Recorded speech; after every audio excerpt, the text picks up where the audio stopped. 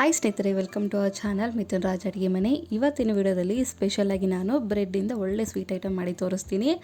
ಈ ಸ್ವೀಟ್ ನಾನು ಮನೆಯಲ್ಲಿ ಮಾಡಿದ್ದೀನಿ ಅಂತಂದರೆ ನನಗೂ ಕೊಡದೆ ಎಲ್ಲ ಅವರೇ ತಿಂದುಬಿಡ್ತಾರೆ, ಅಷ್ಟು ರುಚಿಯಾಗಿರುತ್ತೆ.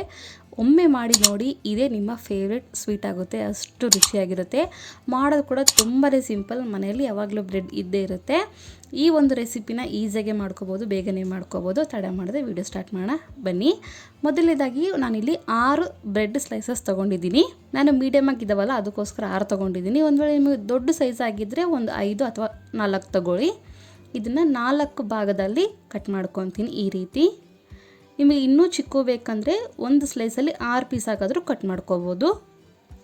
ನಾನಿಲ್ಲಿ ಈ ರೀತಿ 3ಅಲ್ಲಿ ಇಟ್ಕೊಂಡು 4 ಪೀಸಸ್ ಆಗಿ ಕಟ್ ಮಾಡ್ಕೊತಾ ಇದ್ದೀನಿ. ಆ್ಯಂಡ್ ನಿಮ್ಮೆಲ್ಲರ ಹತ್ರ ಒಂದು ರಿಕ್ವೆಸ್ಟ್, ನನ್ನ ಚಾನಲ್ನ ಮೊದಲನೇ ಬಾರಿ ನೋಡ್ತಿದ್ರೆ ಪ್ಲೀಸ್ ಎಲ್ಲರೂ ದಯವಿಟ್ಟು ಸಬ್ಸ್ಕ್ರೈಬ್ ಮಾಡ್ಕೊಳ್ಳಿ. ಇವಾಗೆಲ್ಲ ಕಟ್ ಮಾಡಿರೋನ್ನ ಒಂದು ಪ್ಲೇಟಲ್ಲಿ ಎತ್ತಿಟ್ಕೊತೀನಿ. ಇದೇ ರೀತಿ ಇನ್ನು ಉಳಿದಿರುವಂಥ 3 ಬ್ರೆಡ್ ಸ್ಲೈಸಸ್ ಇದ್ದಾವಲ್ಲ, ಅದನ್ನು ಕೂಡ ಈ ರೀತಿ 4 ಭಾಗ ಆಗಿ ಕಟ್ ಮಾಡ್ಕೊತೀನಿ. ಎಷ್ಟು ಸಿಂಪಲ್ ಅಂದರೆ ಆರಾಮಾಗಿ ಮಾಡ್ಕೋಬೋದು, ಈಸಿಯಾಗಿ ಮಾಡ್ಕೋಬೋದು. ತುಂಬಾ ಇಷ್ಟ ಆಗುತ್ತೆ ಎಲ್ಲರಿಗೂ. ಇವನ್ ಚಿಕ್ಕ ಮಕ್ಕಳಿಗಂತೂ ಫೇವ್ರೆಟ್ ಅಂತ ಹೇಳ್ಬೋದು. ಉಳಿದಿರುವಂಥ ಎಲ್ಲ ಬ್ರೆಡ್ ಪೀಸಸ್ನ ಕೂಡ ಪ್ಲೇಟಲ್ಲಿ ಅರೇಂಜ್ ಮಾಡ್ಕೊತೀನಿ. ಇದು ಸೈಡಲ್ಲಿ ಎತ್ತಿಟ್ಕೊಳ್ಳೋಣ. ನೆಕ್ಸ್ಟ್ ಒಂದು ಈ ಥರ ಅಗಲದ ಕಡಾಯಲ್ಲಿ 3-4 ಸ್ಪೂನಷ್ಟು ಎಣ್ಣೆ ಹಾಕ್ತಿದ್ದೀನಿ. 2-3 ಸ್ಪೂನಷ್ಟು ತುಪ್ಪ ಹಾಕ್ತಿದ್ದೀನಿ. ನೀವು ಕಂಪ್ಲೀಟಾಗಿ ನಾವು ತುಪ್ಪದಲ್ಲೇ ಮಾಡ್ಕೊತೀವಿ ಅಂದರೆ ಅದನ್ನು ಕೂಡ ಮಾಡ್ಕೋಬೋದು, ಇಲ್ಲ ಬಟರ್ ಇರುತ್ತಲ್ಲ ಅದರಲ್ಲಿ ಕೂಡ ಮಾಡ್ಕೋಬೋದು. ಎಣ್ಣೆ ಸ್ವಲ್ಪ ಕಾದ್ಮೇಲೆ ಈ ಥರ ಸ್ಲೈಸಸ್ನೆಲ್ಲ ಹಾಕಿ 2 ಕಡೆನೂ ಮೀಡಿಯಮ್ ಫ್ಲೇಮಲ್ಲೇ ಫ್ರೈ ಮಾಡ್ಕೋಬೇಕು. ನೆನಪಿಲ್ಲಿ ಐ ಫ್ಲೇಮಲ್ಲಿ ಇಟ್ಕೋಬೇಡಿ, ಬ್ರೆಡ್ ಭಾಳ ಸ್ಮೂತಾಗಿರುತ್ತೆ, ಅದಕ್ಕೋಸ್ಕರ ಬೇಗ ಕಲರ್ ಚೇಂಜ್ ಆಗಿಬಿಡುತ್ತೆ. ಅದಕ್ಕೋಸ್ಕರ ಆದಷ್ಟು ಮೀಡಿಯಮ್ ಫ್ಲೇಮಲ್ಲಿ ಇಟ್ಕೊಂಡೆ ಫ್ರೈ ಮಾಡ್ಕೊಳ್ಳಿ. ಇವಾಗೆಲ್ಲ ಹಾಕಿದ ಮೇಲೆ ಇನ್ನೊಂದು ಕಡೆ ಟರ್ನ್ ಮಾಡ್ತೀನಿ. ನೋಡಿದ್ರೆ ಇಷ್ಟಾದರೆ ಸಾಕು. ತೀರಾ ಒತ್ತಿಸ್ಬಿಟ್ರೆ ಚೆನ್ನಾಗಿರೋದಿಲ್ಲ, ಈವನ್ ತಿನ್ನೋಕ್ಕಾಗಿರ್ಬೋದು ಮತ್ತು ಟೇಸ್ಟ್ ಹೋಗ್ಬಿಡುತ್ತೆ. ಅದಕ್ಕೋಸ್ಕರ ಹೇಳ್ತಿದ್ದೀನಿ. 2 ಕಡೆನೂ ನೀಟಾಗಿ ಈ ರೀತಿ ಫ್ರೈ ಮಾಡ್ಕೋಬೇಕು. ಎಲ್ಲವನ್ನು ತಿರ್ಗಿಸ್ಕೊಂಡು ನೆನಪಿಲ್ಲಿ ಮೀಡಿಯಮ್ ಫ್ಲೇಮಲ್ಲಿ ಇಟ್ಕೊಂಡೆ ಮಾಡ್ಕೋಬೇಕು. ಇನ್ನೊಂದು ಕಡೆ ಕೂಡ ಆಗಿದ್ದಾವೆ. ಇವಾಗ ಪ್ಲೇಟಲ್ಲಿ ಎತ್ತಿಟ್ಕೊತೀನಿ. ಮನೆಯಲ್ಲಿ ಯಾವಾಗಲೂ ಬ್ರೆಡ್ ಇದ್ದೇ ಇರುತ್ತೆ. ಮನೆಯಲ್ಲಿ ಬ್ರೆಡ್ಡು ಅಥವಾ ಹಾಲು ಇದ್ಬಿಟ್ರೆ ಸಾಕು, ಆರಾಮಾಗಿ ಈ ಸ್ವೀಟ್ ರೆಡಿಯಾಗುತ್ತೆ. ನೆಕ್ಸ್ಟು ಇನ್ನೊಂದು ಸಾರಿ ಕೂಡ ಸ್ವಲ್ಪ ಎಣ್ಣೆ ಸ್ವಲ್ಪ ತುಪ್ಪ ಹಾಕಿಬಿಟ್ಟು ಇನ್ನೊಂದು ಸಾರಿ ಉಳಿದಿರುವಂಥ ಬ್ರೆಡ್ಡನ್ನೆಲ್ಲ ಮತ್ತೆ ಫ್ರೈ ಮಾಡ್ಕೊತೀನಿ. ನೆನಪಿದೆ ಅಲ್ವಾ, ನಿಮಗೆ ಎಣ್ಣೆ ತುಪ್ಪ ಇಷ್ಟ ಇಲ್ಲ ಅಂದರೆ ಬಟರಿಂದ ಕೂಡ ಮಾಡ್ಕೋಬೋದು, ಇನ್ನೂ ಚೆನ್ನಾಗಿರುತ್ತೆ.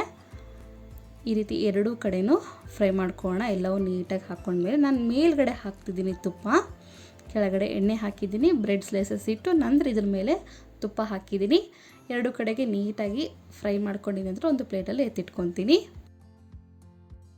ನೆಕ್ಸ್ಟು ಈ ಕಡೆ ಒಂದು ಈ ಥರ ಪಾತ್ರೆಯಲ್ಲಿ ಹಸಿ ಹಾಲು, ಅಂದರೆ ಕಾಯಿಸಿರುವಂಥ ಹಾಲಲ್ಲ, ಹಾಗೆ ಇರುವಂಥ ಹಾಲು. ನಾನಿಲ್ಲಿ ಪ್ಯಾಕೆಟ್ ಹಾಲು ಯೂಸ್ ಮಾಡ್ತಿದ್ದೀನಿ. ಏನು ನೀರು ಮಿಕ್ಸ್ ಮಾಡಿಲ್ಲ, ಗಟ್ಟಿ ಹಾಲೇ ತೊಗೊಂಡಿದ್ದೀನಿ. 2 ಕಪ್ಪಷ್ಟು ಹಾಲು ತೊಗೊಂಡಿದ್ದೀನಿ.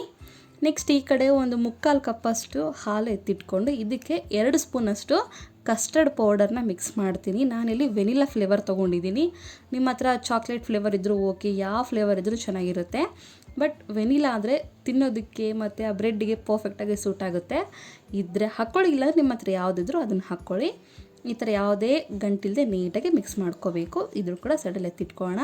ಹಾಲು ಈ ರೀತಿ ಒಂದು ಕುದಿ ಬರ್ತಾ ಇದೆ ಅನ್ನೋ ಟೈಮಲ್ಲಿ ನೀಟಾಗಿ ಕಲಿಸ್ಕೊಂಡು ಈ ಥರ ಆಲ್ರೆಡಿ ಕಸ್ಟರ್ಡ್ ಪೌಡರ್ ಮಿಕ್ಸ್ ಮಾಡಿರುವಂಥ ಹಾಲು ಇರುತ್ತಲ್ಲ ಅದನ್ನು ಹಾಕ್ಕೋಬೇಕು.